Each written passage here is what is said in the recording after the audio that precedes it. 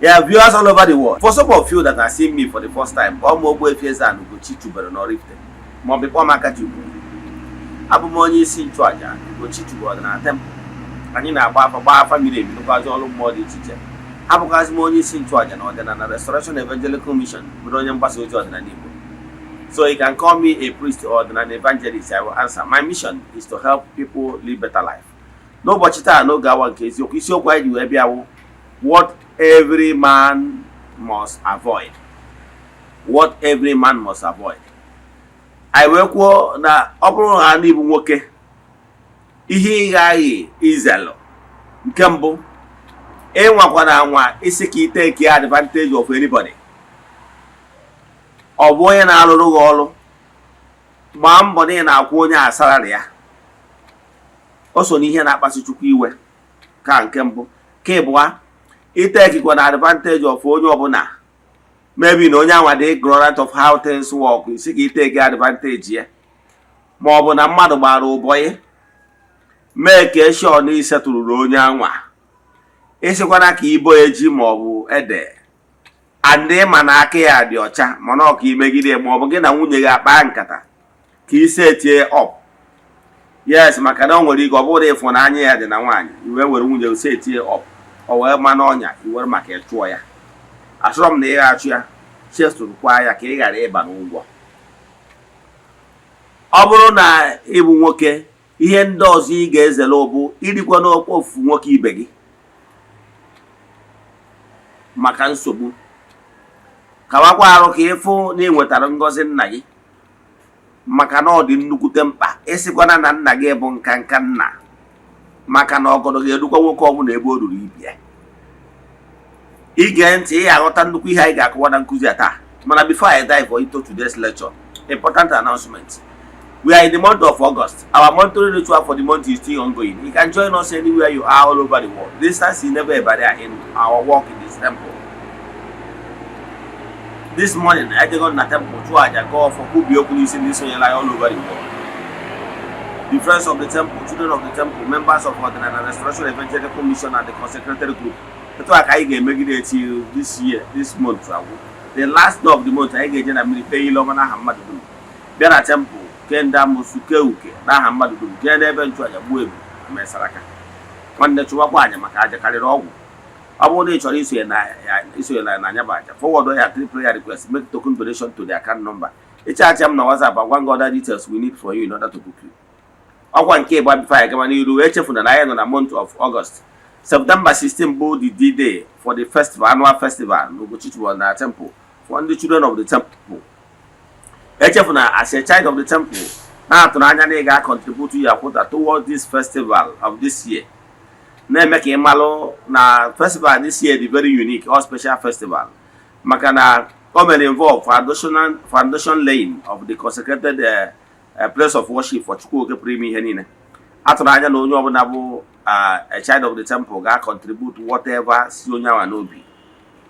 Then I'm gonna our fans try to support that place of worship. You can still chat me on WhatsApp. But you can still chat me for the pictures of the proposed place of worship.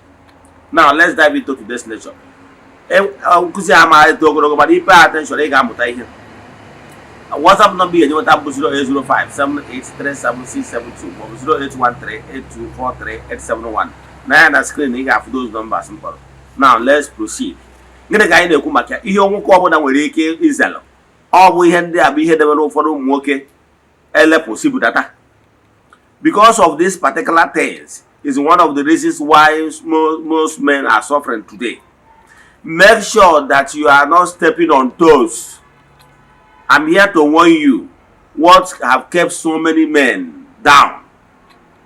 Every man is a priest. Yes. However, there is some certain things that is expected of you as a man. You don't have any reason to claim ignorance. Ignorance is not excused even in the spiritual realm. Because as a child of God, you are expected to know the do's and the don'ts and to pay attention to understand the language of your father, the creator of the entire universe. Only one, you should know that it is forbidden for you to take advantage of a fellow man or follow any person. Yes, man or woman. You are not permitted to lust after another man's wife. It's there in the Ten Commandments. You are not permitted to lust. Yes, talk more of maybe carrying it out, as in performing the act of sexual harassment or having a carnal knowledge of a man's wife. Forbid it.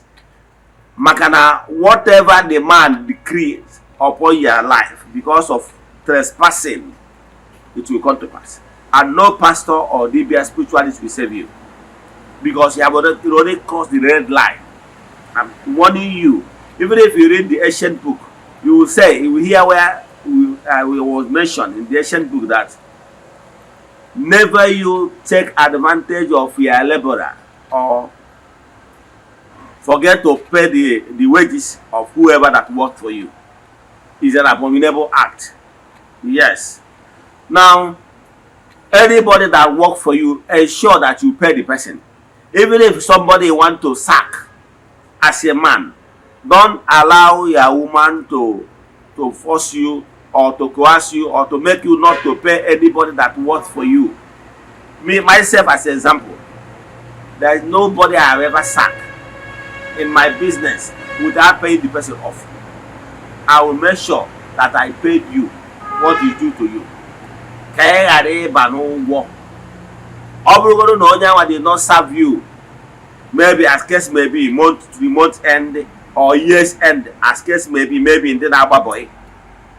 Make sure you were here do as at that particular time or days or sabroge for you and so many people had stepped on toes Eze-Ana. Ewe kwubi okwu n'isi. Onye ọbụla gbara ụbọyị, ọ bụrụgodị na o mechara kpaba agwa ọjọọ, ịchọpụta ya, satụrụ ya nke o mere ya jeba. The only thing bụ na ya bụ onye n'ụtọ na ọsa abụrụ ọfụma will not receive your blessings. Mana onye ọbụla sa abụrụ to the fullest, etu gị na-esi wee kwu, you don't have any choice than to bless the person. Nchọrị. Nke ọzọ, ọ bụrụ na ịbụ onye mmadụ na-asa abụ, iteke na advantage of anyway, iteke isi nwoke taa ụmụ nwoke ka nchọrọ ịgwa. O wee bụ na o nwere nwaanyị na-alụrụ gị ọrụ iji na iteke advantage ya na-ekoghasị ya na ụdị na ya achụ ya n'ọrụ unless na o nyere gị bụ nke imekwana ya. Maka na at that particular time ihe na-eme sexual harassment o suru n'obi ya wee pụta for any reason, whether ma ị single or the single, you are not permitted. Ọ bụrụ na ụdị ihe na-etu a ga-adị ya bụrụ onye onwere very free, ọ mara na he put you under duress, or they me because of if I did not do it I will lose my job. No. Ka ị ghara ịba n'ụgwọ na-take the undue advantage of somebody. Let me tell you what happened. A young lady chatted me, a girl of 17 years chatted me last few months, and she was crying. I asked her, what is the problem? She confided in me that she was a virgin before that particular day. That when she was still in JS, that there is this particular man that I would be following her, and she keeps saying no. Till he got admission in the university. Year one, the family couldn't continue paying her school fees. And after the session, so she dropped out, began to learn hairdressing. So at that particular time, she already decided to, since their family cannot see her through the university, and they don't want to live a rough life, she's still a virgin there. She now cost what he will take her to open a small salon, and amount to 700,000 naira. Yes, at least to start a small. So at a particular day, this particular guy that I've been following her years back when she was still in JS, you can see how some men can be dubious. She will now still met this lady on the road and said that he's still interested in her since that time. So the lady was like, there's nothing she can do at this particular time, that the only condition she will accept after narrating her ordeals to the man, that is only if he can help her set up this saloon business amounting 700,000. That is the only way she can accept to lose her virginity. This man agreed and invited her to a hotel. After the whole thing, she lost her virginity. The man refuses to make the transfer. I was saying, our network is bad. Don't worry, before you reach home, you will get a lot. That's how this man scammed this particular lady. And she was crying that what she's spending had even she voluntarily, as in, choose a man of his choice when time comes to lose her virginity, that he will not pay her. But this man used money and everything, and he did not. He lost her virginity. He lost the 700,000. So for me, the man took advantage of her. She was like, "What will I do?" I said, "No, there's nothing I can do for you because I'm not into, as in, taking somebody's life." What I would advise her to take her complaint to Ajan and make her complain how she feels, because if a man deceive an already disvirgin person, those Ross girl, that one is their own deceived by deceit. But this particular one pains me because she's a virgin and she's not willing to lose it without getting something in return. So I believe that if a man know what you and the person bargain and try to keep your promise, because if you refuse to keep your promise, you have wronged the person. The person can take it to any high, any learning length. So be warned. So what am I saying in essence? What I'm saying in essence is that make sure na ịbara n'ụgwọ ihe ọbụla ndị mmadụ na-eme gị na mmadụ na-eme ka ịbara n'ụgwọ. Ụmụ nwoke ibe m, some of you know eme business, some of you are making business in many places, and intentionally onye gị na-eme business kwụrụ ụgwọ, instead of you were your own share nye nke egwe ya na onye ahụ bịara ịga ahịa wụta that business emerozi the business na ego abatara, while deep down you know that the money batara, mana ọtụtụ ka irie ya isi na agwa ego na agwa ibe na agwa anara ebu ori dị gị n'anya and ị ga-aba n'ụgwọ. I can tell you, no nwe ọtụtụ ndị mmadụ lọsụrụ ndụ ha maka na o nwere ihe ị ga-eme mmadụ and enu na ana mana ihe a na-ịshọ chenjiri onye a nwere ike ọsị na ya ama ekwe, onye a nwere ike iripọtụ gị to mmụọ.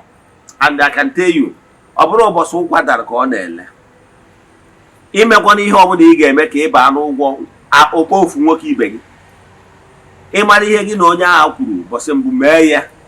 Ọtụtụ ndị mmadụ anwụọna n'abachukwu maka ihe na ha kwechiri.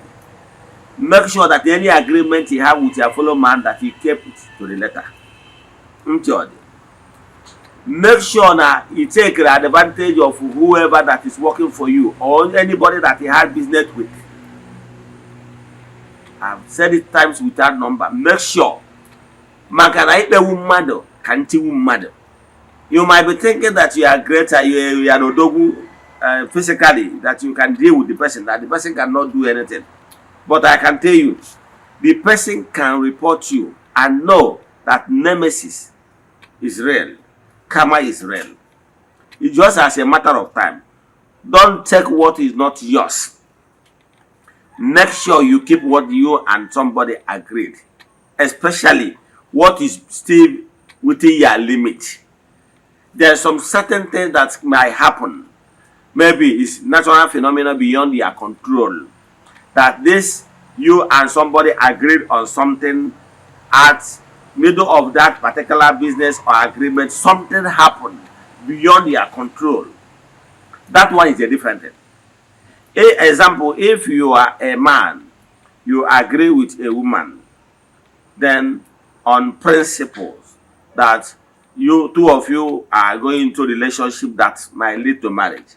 And at the end of the day, you find out that there is some certain character that you cannot bear, and you complain to her, you couldn't change.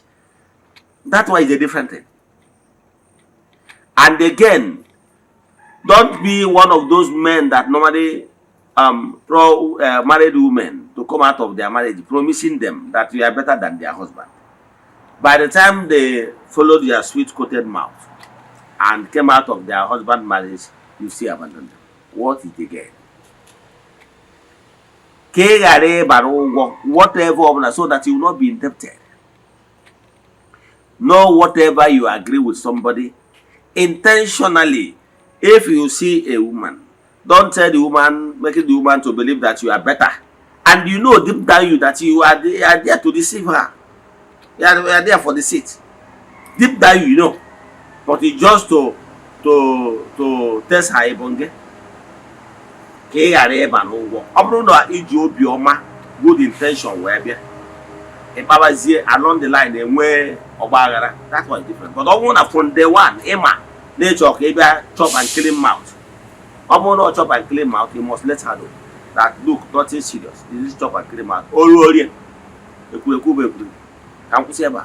Inwe ajụ na nkụda ma ọ na-echọ ka agbara gị family m, chat me on WhatsApp 08057837672 or 08138243871. Let us pray. Ekwere m na Chineke, ekwere m na ọ dịghị ihe siri m ike nke Chineke na-apụghị izi m ụzọ m ga-esi lụwuo ya, n'ihi na ọ gbazuru ihe niile. Obi m siri ike na Chineke emeworo m ya. Ya gazie. May the blessing of Chukwu oke pụrụ ime ihe niile be with you all. May you be favored, may you be protected, may you be blessed. N'aha Chukwu oke nke pụrụ ime ihe niile, onye ike niile si n'aka ya bịa. Ka emesịa, go and dominate. Ya gazie.